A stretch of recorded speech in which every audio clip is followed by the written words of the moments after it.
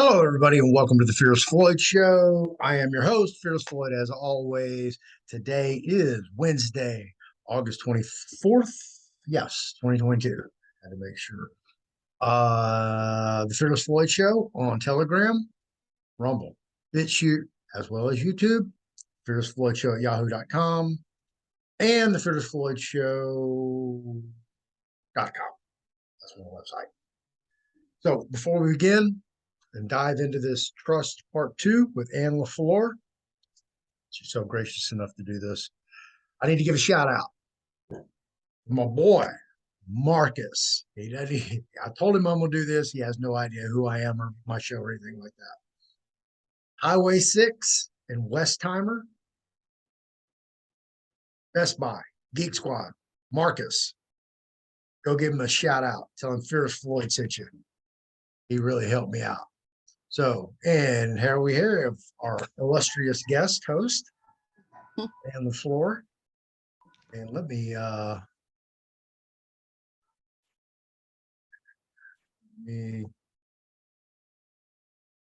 trying to fix your name again. You're going to be hosting the PowerPoint again, too. Okay. Yeah, I got to pull that up. It's only 18 pages, so this one's really quick. Okay. Now I got to go to it too.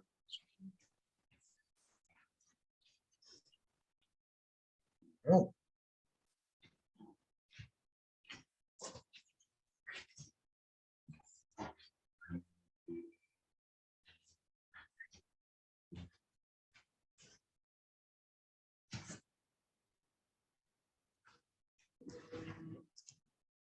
And you're all fixed.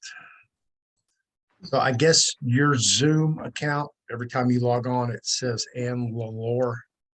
So you probably have to change it on your end. I can change it on my end, but that's just a Oh, really? It does? I wonder why. Oh, okay. I'll take a look because I mean, I really never had a Zoom account. So I guess something got messed up. Yep. Let me yeah. Get over to, you sent that to me in telegrams.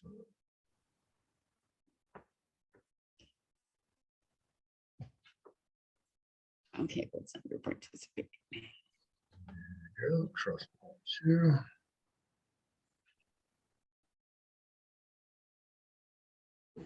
Got it.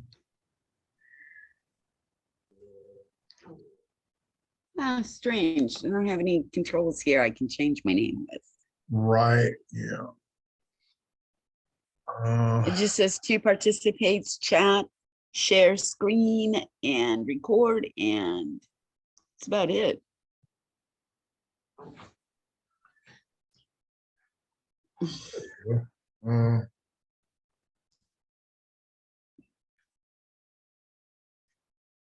I want to go backwards. I guess now it's going forwards. Uh-oh.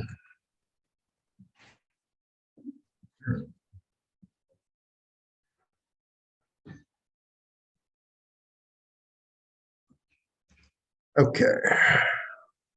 Should be good to go. Ready? That up.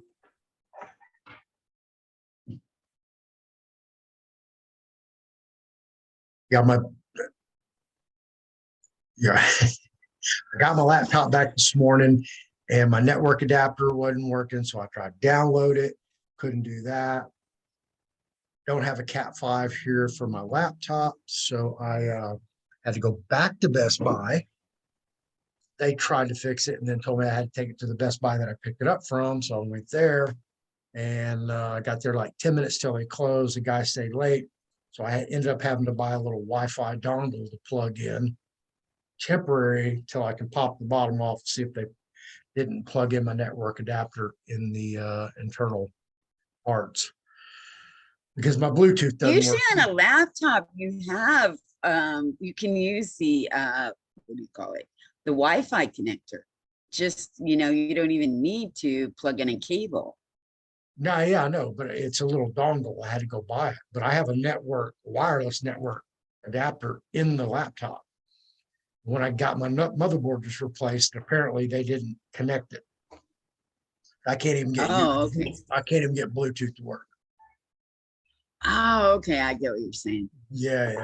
So it's a temporary fix to a permanent problem. So yeah, I have to deal with that later. So I have to use my little trackpad, which I loathe. Okay, let's jump into this. Again, I want to thank you very much for putting this together and doing this for not only myself, but for everybody else. Oh, You've really, sure. yeah, you've got quite a few people that are just like ready for this. Oh, Yeah, there was some guy, like yesterday I was seeing that you had to, get the documents put into evidence. And then he's like, oh, wow, I get to go and take my birth certificate and have it, created like this in the court. And then it's private. And I said, no, I didn't say that. I said it was for documents that you want to put in the court, not what you want to do in the private. right. A lot of people just get overzealous with it and start, trying to put things together that don't belong together. Round Yeah. holes and square holes. Yeah, that's what's going to get him in trouble, unfortunately. Yeah. So all you kids out there watching and paying attention, be patient, take this slow, learn it. We will, after we do these PowerPoint presentations in roughly a half a dozen videos, we don't know what that's going to look like when we're done with these. Then we're going to go back and do a set, and Ann is going to walk me through my own documents, which I'll put up here so you guys can see, because I always do that. And y'all can just follow along, okay, at the same pace that we're doing it. So don't try to rush off and do your own thing and screw up on, Jump Street. Okay, I know you're pressed for time, and today's been a long day for me. So let's dive in this and get it out to everybody tonight. Okay, sounds good. Yep. This is okay. Today we're gonna. Okay, go go ahead. ahead. I I just said, okay, yeah. today we're going to talk about the importance of your signature when you're signing documents. Okay, that was quick and easy.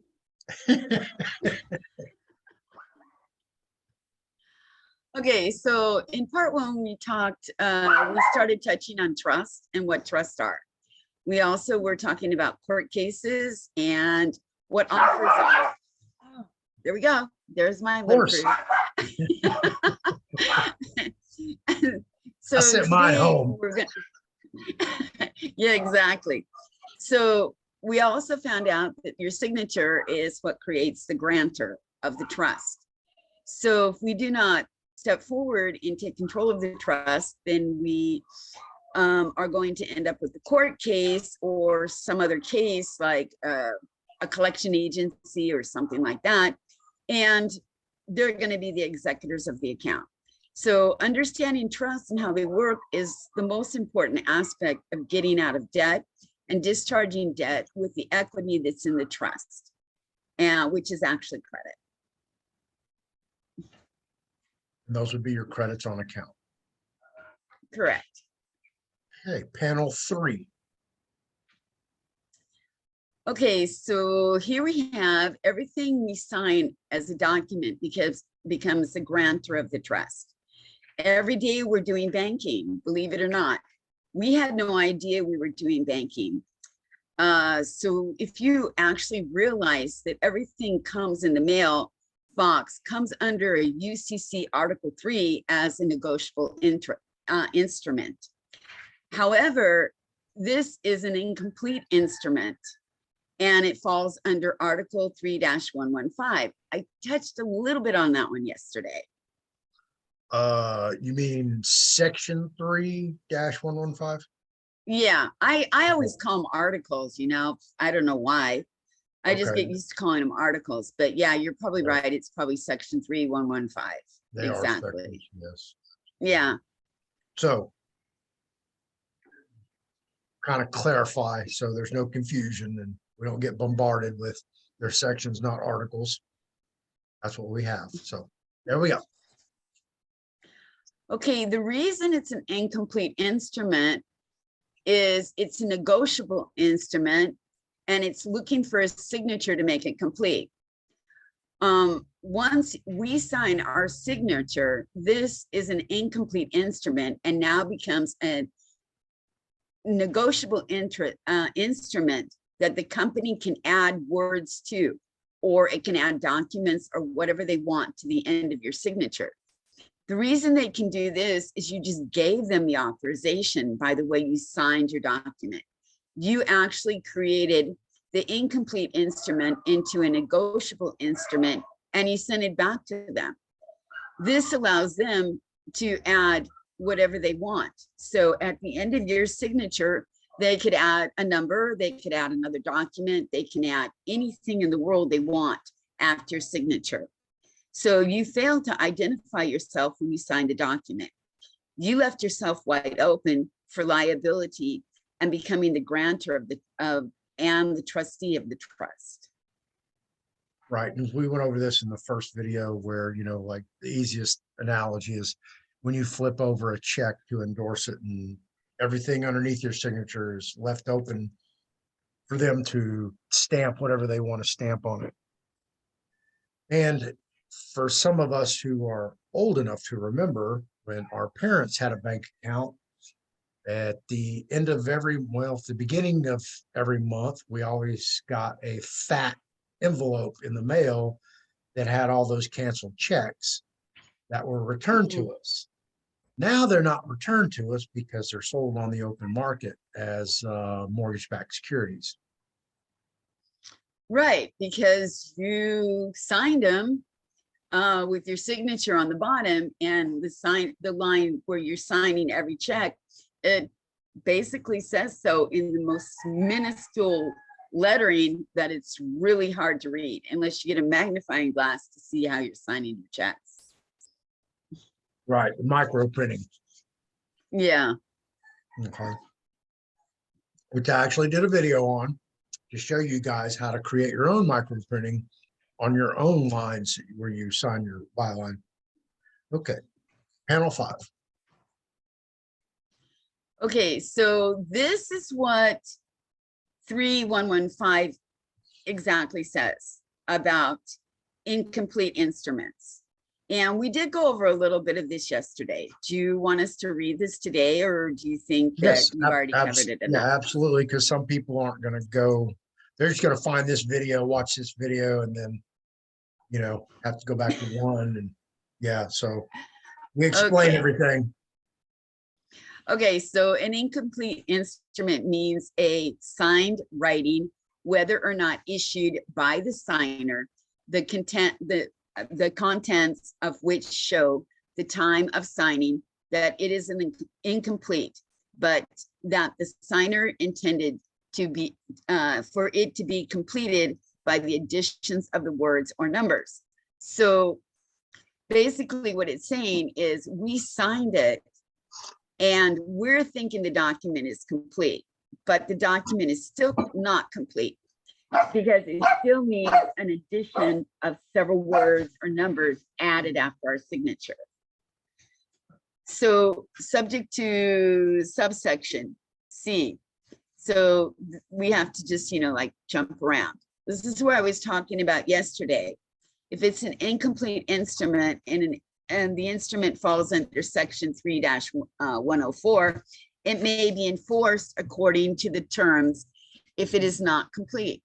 So they're saying we didn't complete it. So section 104, you have to jump up to 104 and tie the two of them together to see why they have the priority to, or the authority to tie these two together. So if it's incomplete instrument, it's not an instrument under section 104. So once they complete it, it doesn't fall under 104. This is where they get you in all these words and making you jump from one place to another, to another, to another. That's how they confuse so many people when these things are coming about. But after completion, the requirement of section 104 are met. So once they complete it, then they're meeting their own requirements. So you see how this is working? They make the requirements. We are just told to sign the thing, give it back to them. Now they make their own requirements and, oh, now they get to complete it. So the instrument may be enforced according to the terms as agreement by completion. Exactly. And when we're talking here with this little B section right here, the subject to subsection C, we're talking about UCC section 3-115, or in your own jurisdiction, as in Texas, would be the Texas Business Commerce Code. All right, panel six. Right. Every state has their own rules and regulations. Okay, this is continuing on. If words or numbers are added to an incomplete instrument without authority of the signer, there is an alternation of the completed instrument under section 3-407. So even if we don't authorize them to do it, they still have the authorization because it falls under 3-407 of the UCC code. The burden of establishing that words or numbers were added to an incomplete instrument without authority of the signer is on the person asserting the lack of authority. So we have no authority, but now we're trying to assert a lack of authority, but we really don't have any authority. So it's so mangled and twisted. That's why it's important to understand how we can get our authority and how we can sign these documents and not run into these issues. Exactly. And we'll get into that. So y'all be patient. This basically we're reading through the textbook before we actually go take the pop quiz and then the final exam. Bear with us. Be patient. Panel 7. So I just really honestly just finished to explain this. I just explained right here, we can see the lack of authority on our instrument. Your signature is unauthorized and therefore you do not have any authority at all to sign this document. The key to understanding the law, how they create negotiable interest and how you can authorize your signature to complete these instruments. If you do not complete the instrument to make it negotiable, they will do it for you. You gave them permission to complete this instrument when you signed it. There are always, there are different ways to sign the instruments to make them negotiable. And all this, blocks, and there's all kinds of stuff that we can use. Different ways we can sign instruments, with brackets, with all kinds of things. But there's a certain way we should sign every single document from now on to make every single instrument we sign negotiable, so they cannot add anything to the end of our signature. Right, and we'll cover that. So, calm down, guys. I already know y'all are like chomping at the bit, ready to get out there and run. Race hasn't started yet, so just hang in there. All right, panel 8. Okay, the key is to know how to sign your documents in public. They're using the rule of signature and the rule of form to create negotiable instruments. If you just sign your name on a document, you have just signed a dead instrument, or what is considered an unauthorized or unqualified signature.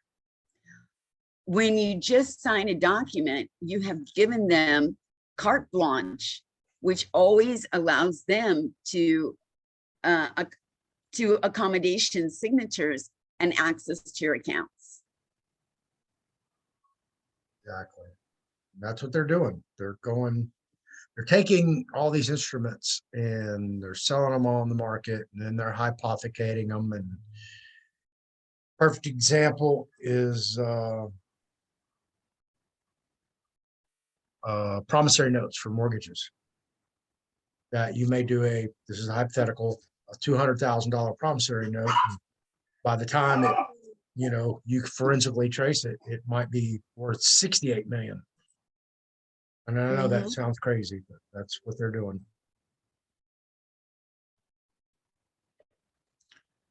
So we need to learn how to play the signature game, guys. This is the most important part. how are we going to sign the documents in public that gives us access to our accounts in private? This is what we're going to talk about. The key is to understanding trust and how trusts work. So you have a trust, and there's 3 parts to the trust. We went over this really in detail yesterday. The grantor, the beneficiary, and the trustee. This is your key when you're signing anything, is to know what you are. So, and this includes your checks, credit card receipts, loan documents, applications, or whatever you're going to sign. There is a really simple way to just add a title just before your name that gives you yourself full access to these documents, and it blocks them from gaining access to your accounts. Absolutely. These are the same hat, different hat bands you're going to put on your hat. Panel 10. Okay, here we go, guys. Here's the big shocker. The next time you sign a document, use one of these following signatures. They're in red. By grantor. You write by grantor, 2 colons, sign your name, put a period. Don't forget that period, you guys. That is the most important thing. Once you close your name with a period, they cannot add a single thing after that signature. Nothing. You block them. If you're the trustee, you write by trustee and you sign your name. If you're the beneficiary, you write by beneficiary and you sign your name. Each time, got dogs in the river today. They're just giving some shout outs. Yeah, exactly. So, and we do have authorized representative. So everybody's heard about, I'm an authorized representative. Well, kind of no, you're not, unless you have done the paperwork to become one. If you sign as an authorized representative, this allows you the access to the UCC 402, 3-402. This means that you're signing the contract under debit creditor relationship. And you can also apply the signature to a trust by using the IRS Form 56, which allows you the function of a co-trustee. So until you sit there and file forms, you cannot really honestly use authorized representative because you have no authority to. Until you fill out the simple little forms at the IRS, which is in the private, you have no authority to use authorized representative. You can only use grantor, trustee, or beneficiary. And that form is that the power of attorney form? No, actually, it's an estate form giving the authority to a person's signature to be the authorized representative of your trust. Okay, we'll get into that later. So I know we're going to get probably bombarded with that question as well. Yeah, with all the forms and stuff like this, I was going to go through that after we did the presentation, because when we're setting up the accounts, when we're going to work together and set up the accounts, that's when all the forms would start coming through and we would start filling them out, and people would be filling them out too at the same time.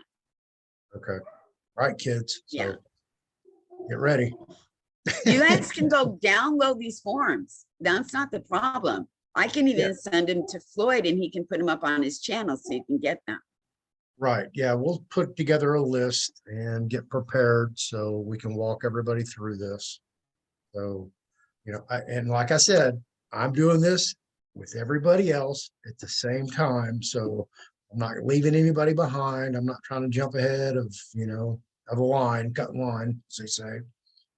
So we're going to do this together and we're going to get there together. We all have the same goal.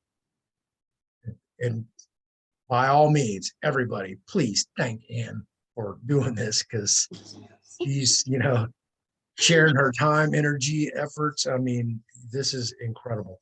Yeah. I can't imagine what this is going to look like when it's done. I think it's probably going to be one of the best video series out there for people trying to effectuate whatever process or crime, because we know there are many different processes under many different names to all get to the same place. All right, so here we go, panel 11. Okay, so let's go over 402. So using what I just got done saying, using authorized representatives gets us access to 402, which is under the UCC codes. If a person acting or purporting to act in a relationship signs an instrument by signing either the name of the representative person or the name of the signer. So that's what it means when you're signing as an authorized representative. You're signing the representative's name, or you're signing as the signer yourself. So you have to be careful when you're signing these documents, and just don't go in and say, I'm the authorized representative, unless you have the paperwork. So the representative person is bound by the signature to the same extent the representative person would be bound if the signature were on a simple contract. See how the words are twisted, guys? If the representative person is bound, the signature of the representative is the authorized signature of the representative person, and the representative person is liable on the instrument, whether or not identified in the instrument. So be careful, guys. You're going to sign things that you don't know what you're signing, and you're going to sign them as authorized representative, and you haven't filed all the paperwork. You're still going to be as liable as anything. They're just going to walk right over the top of you. So if a representative signs the name of the representative to an instrument and the signature is an authorized signature of the representative person, the following rules apply. Now, this is where it's going to get really long. There's so many rules that are going to apply to this. So let's go. All right, panel 12. Here we go with the rules. Okay, if the form of the signature shows an ambiguously that the signature is made on behalf of the representative person who is identified in the instrument,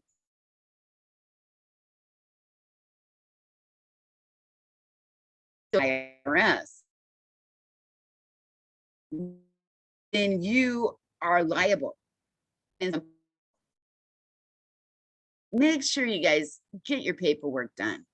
So here we go, subject to all this crap again. See, if I, the form, the signature does not show unambiguously that the signature is made in a representative's capacity, or the representative person is not identified in the instrument, the representative is liable on the instrument to the holder in due course that took the instrument without notice that the representative was not intended to be liable on the instrument. Respect to any other person that the representative is liable on the instrument unless, oh my goodness, something's blocking my screen. Sorry about that, guys. The representative proves that the original parties did not intend the representative to be liable on the instrument. So basically, all it's saying is, if you don't do your paperwork and you sign as a representative, and then all of a sudden you're going to come back and say, well, I didn't authorize him to sign my paper for me. You know, it's just easier to do it the correct way the first time. Then you can always sign as the authorized representative, because they can prove, if they go and ask for the paperwork and they say, is this person really an authorized representative for this estate? And they'll, do a FOIA or whatever with the IRS, or you know how they are, everything's filed online, they can just pull it up on their computer, and they can't find the paperwork. So you just committed fraud. So do the paperwork, please. Right, and I'm going to quote the Hall of Famer, the late John Wooden. If you don't have time to do it right the first time, when are you going to have time to do it right the second time? Let that sink in. All right, panel 13. More garbage or more.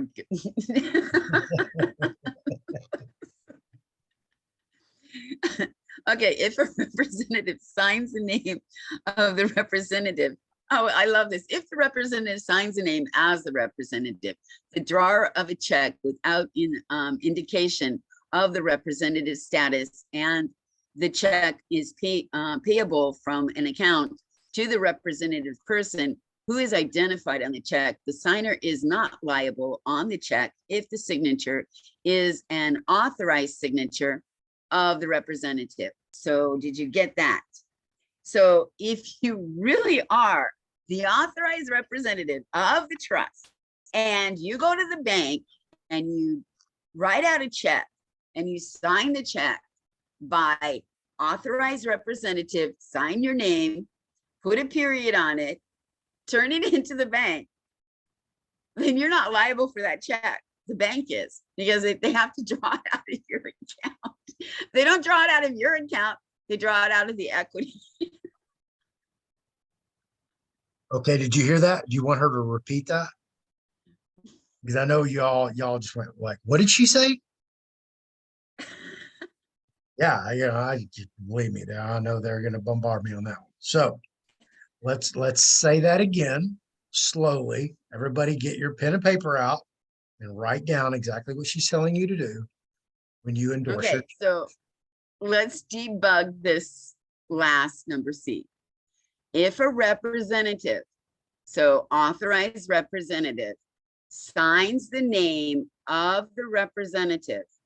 So they're asking John Doe to sign this document. John Doe has an authorized representative named John Doe. So if John Doe, the authorized representative, signs the name of John Doe as the drawer on a check without indication of the representative status, and the check is payable from an account of the representative's person. Okay, so he's not putting his status down. So what it's saying is, if he is signing that check as an authorized representative of the person who he's represented, and he's signing it on an account, the representative person who is identified on the check, the signer is not liable on the check if the signature is an authorized signature. So because his signature is authorized as an authorized representative to sign John Doe, he's not responsible for that check. It means somebody else can have to pay it. Does that make sense to you guys? I know it's garbage words, but break it down. Break it down really closely. It says representative signs. Okay. Okay, let's do it this way. If an authorized representative signs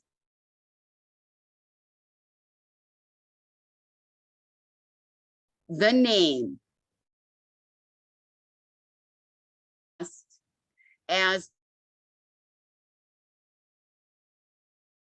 without indicating the trust status, and the check is payable from an account of the trust or the person who is identified on the check. So the person identified on the check is written in the corner, you know, who owns the check. So if the signature is authorized, okay, my signature was authorized to sign as authorized representative Ann LeFlore, period. Because I filled out the IRS form 56.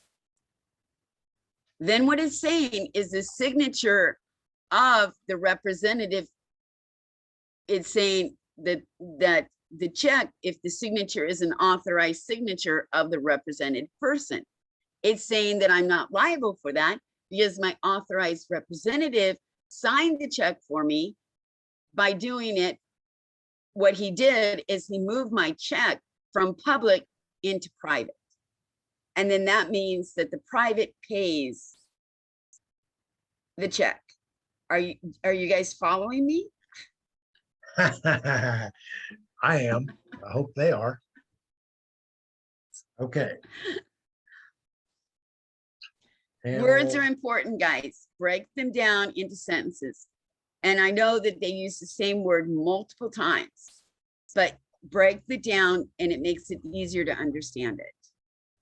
Right. Okay. I'm going to. So by using our titles when we're signing documents is what brings us out of the public and into the private. As you see here, if you have an authorization to use authorized representative before your name, you're not liable for that instrument. It specifically states so right here. Now you can use the IRS Form 56, which is in the private, to appoint yourself as the authorized representative and not be liable for the debt. If you fail to file the Form 56 with the IRS, they can hold you liable for the account, the documents, and also fraud because you're misrepresenting yourself. Huh. Misrepresenting yourself. Kind of hard to do, huh? Hey, I'm sure we do it every day, all day, don't we? All right, panel Exactly. 14, and we have 18 total. So we're close. Okay. This is about express the trust. It's your responsibility to express the trust. If you fail to express the trust, they're going to do it for you. I just have to keep going over and over and over this because it's so important.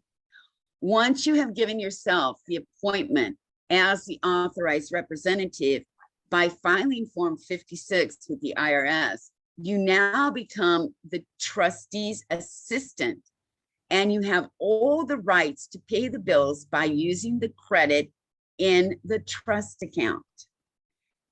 After filing the form with the IRS, you are no longer considered a debtor creditor in the contract. It's important that you submit this form to appoint yourself as the authorized signature for your trust.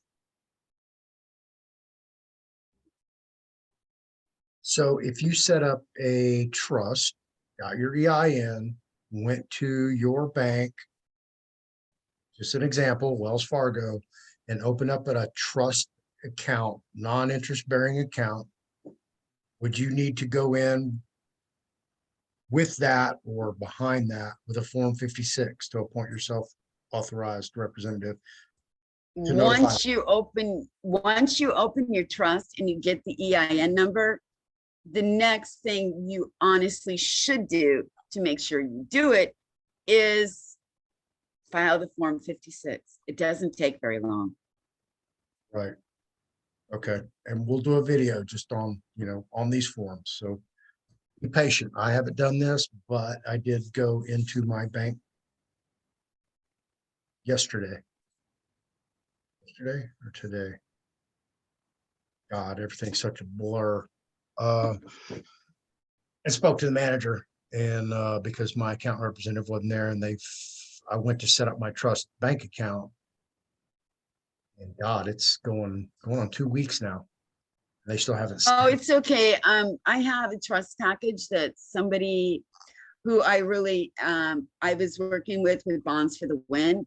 He's got the paperwork down to a T, and we can use that to set up the trust account. And he took one of our members with him. They're both in Florida, and it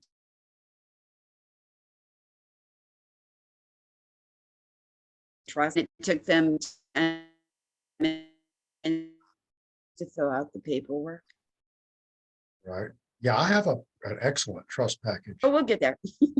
Yeah, I mean, I went and set up one before. And I mean, an hour in and out with my account. This time, they're like, oh, well, we've got to send it in and while this, while that might take 6 days. I'm like, okay, cool, whatever. I'm patient.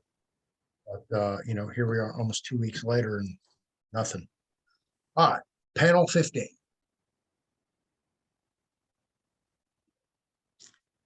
So what is the key? The key is how you sign your name on documents that you're presented. Your signature can unlock the treasury accounts that gives you access to paying off debit using the credit in your account. Once you learn how to sign your name on documents, it's important, and the importance of your signature, it will unlock doors that you need to accomplish what you want to do. After accessing the trust, everything you do from now on will always go forward. From now and from now to forward, you will always be acting in gifting under the trust. So trusts don't give money, they gift. So we can gift the court case back to them. We can gift the mortgage back to the mortgage company. We can gift whatever we want back to whoever we want. Boy, I know some people's heads popped up when you said that. You can gift what back to what mortgage company? As long as you do what I was talking about yesterday, take control of the offer and put the offer in your trust as trust property. Then, as soon as you understand how your signatures work and how trusts work, everything is a gift. Everything that goes out of the trust is gifting. So if that property or the mortgage document is in your trust, and you can gift it back to them, you can give it back to the trustee. So you're gifting it back. They gifted it to us, so why not gift it back to them? Right. No joke. Okay. Panel 16.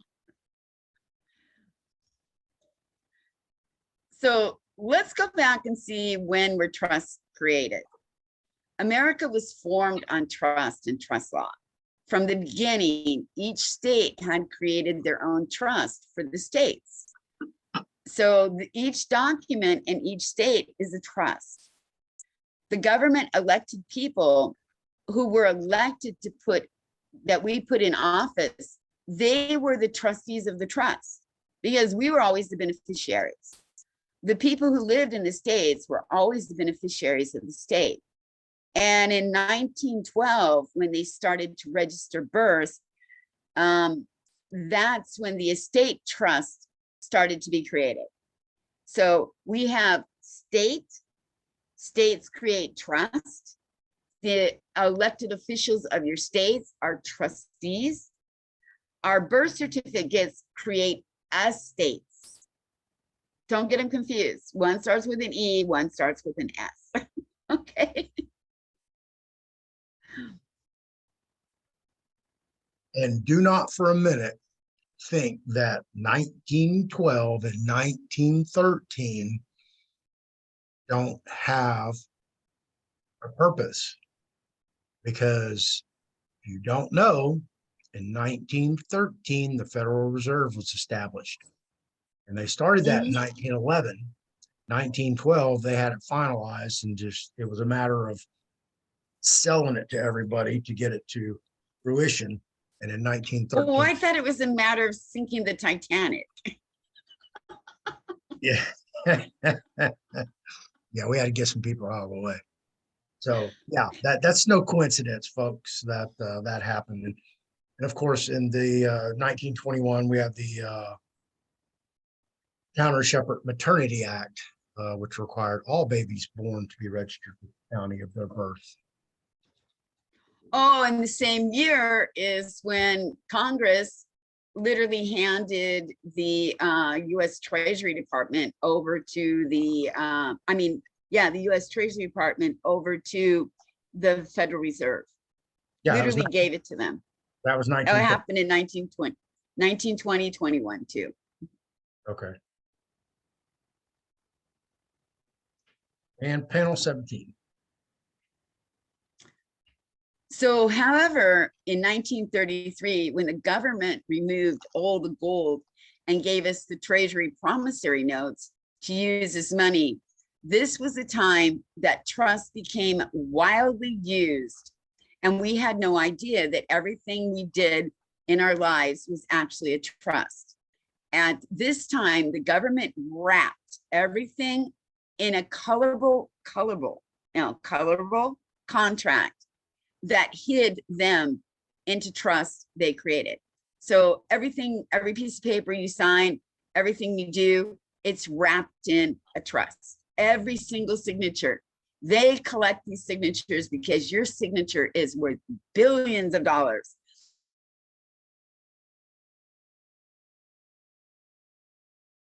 Ask you for Actually, more than that. I've actually seen mine, and it was right about $1 trillion. Can you sign this? Can you sign that? And everybody just signs it off and forms the corpus of the trust. Right? Oh, we got a misspelling right here. Hurst. Oh yeah, it should say res of, and it just says O. Oh yeah, right. Okay. Yeah, right there. I'll go back and fix those before I post them. All right. Last but not least, the final panel. Everybody ready? What's behind door number 18? Okay, so here we go. Here's the summary, guys. So in the public, the way you sign your documents determines who you are. If you sign your document, just sign it, you're signing for a dead entity. You are a grantor and you're creating a trust. Your signature is super important and it needs to be stated before you sign your name. So whatever your position is. So guys, I mean, if you don't have your authorized representative, sign as by beneficiary, because it still means you get the benefits of that signature. So don't, come in and say, always use authorized representative, because you don't need to. You can even sign by grantor. A grantor creates the trust, or you can sign by trustee. But if you sign by trustee, that means you're liable. So it's better to sign by grantor if you want to create a trust, or by beneficiary if you want to benefit from it, or actually do the paperwork and become an authorized representative. So this is what it's all about, guys. It's how you sign your name and what you're going to do. So from now on, when you go to sign anything, sign a check. Until you get your paperwork done, put down by beneficiary, 2 colons, sign your signature, and don't forget the period at the end of it. If you endorse a check, endorse the check at the back of it the same way. If you sign a contract for a car, sign it the same way. There's also other ways that people have started signing their name. It's called the 4 corners box. So we know the 4 corners rule, do we not? Explain it, because even though I understand it and other people might as well, the way I present these videos is, hey, I'm like 6 years old, so talk to me like I'm 6 years old. Okay, so the 4 corners rules means we have a box. The 4 corners rule means we have a box, and the box sits on a piece of paper, but the box is boxed off. It doesn't belong to that piece of paper. So anything inside of that box is just there, but it doesn't belong to that piece of paper. It's like a separate entity. It's called the box rule or the 4 corners rule. So you see in a lot of these documents that we're signing, it'll have a huge box, and inside the square box, it'll have name, first name, last name, it'll have social security number, whatever. That's a box. So whatever's in that box is the only thing they can use from that box. That's what's called the 4 corners rule. And when I say a signature, if you draw a box or a long you know, not triangle, a long rectangle, and you sign inside the rectangle, guess what? You just use the four corners rule. You use their rule against them. So your signature cannot be counted on the document. That's a good one if you're getting a traffic ticket. I mean, I shouldn't say that, but this is how it works. Because you realize when you get a traffic ticket, the policeman signs above your name or above you, and he's the one who's signing the name. So when you sign your name, what you've done is you've accepted the debt. You've taken the liability away from him, so he doesn't have to pay it. So every time a policeman writes a ticket, he's trying to get out of that debt. And the only way he can do it is make you sign that ticket. Once you sign the ticket, he doesn't have to worry about the debt any longer.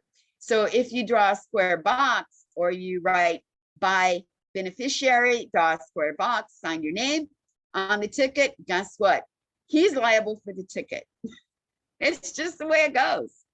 Understanding the rules of the game and playing the game is how it works. So don't argue with the policeman. Be happy to receive that ticket and just give it back to him with a nice box around it and your name signed in it, and court will just throw it out, and or the policeman will be liable for it.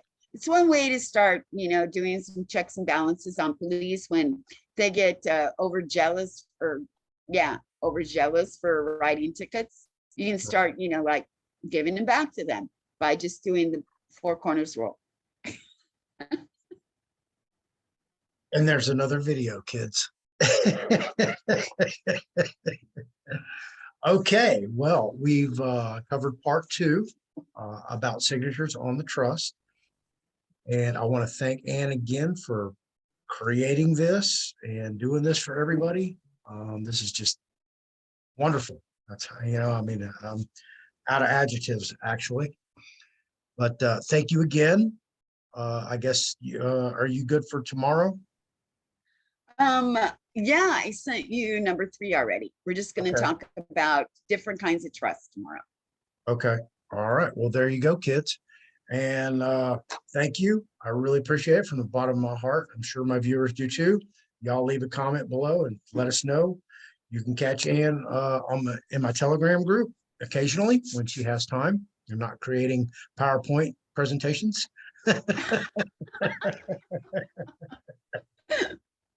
out of the graciousness and on a whim. All right, Ann. Well, thank you for joining us, and I'll see you tomorrow. And you're free to make your exit, and I'll do my whole closing. Okay, sounds great. Thank you so much. See you tomorrow. Thank you that again. One wasn't too long, was it? No, it was about what? Oh, was yeah. About a half an hour? Yeah, probably. Let me see if I can. Yeah, the last one was 2.5 hours. Yeah, well, hey, I was 41 panels, so this was half. Yeah. Yeah. I'm going to try to keep them under 20s to make it a little bit quicker so that we can try to get through the information a little bit faster. Because I think if I put too much in at one time, they might get overwhelmed with it. Right. Yeah, that first video is going to punch them in the gut for sure. They'll be relieved when they see this one. Okay. All right. Good. Okay. Thank you. See you tomorrow. Bye-bye. Right.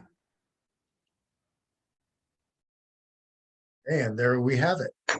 That's part 2 in the box, kids. And I know you caught a lot of good info on that.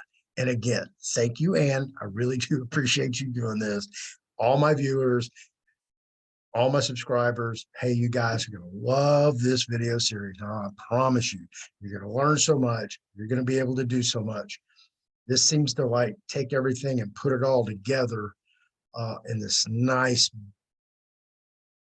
tight ball that you can just roll, move anywhere you want to go. Hopefully it's like the Phantasm ball from the movie Phantasm. If y'all remember that, it has the spikes come out and flies through the air. That's cool. I know I'm just having too much fun. The Fearless Floyd Show on Telegram, as well as YouTube, Rumble, BitChute, at yahoo.com, my email, TheFearlessFloydShow.com. I'll try to get my website completed this week. I think I've done everything. If you like this video, like me, like my guest, like my topic, like the subject, hit that like button. Leave a comment below, man. Tell us what you want to hear, what you like, what you dislike, what you know, where you want to go with this. Subscribe to my channel if you want to watch more videos.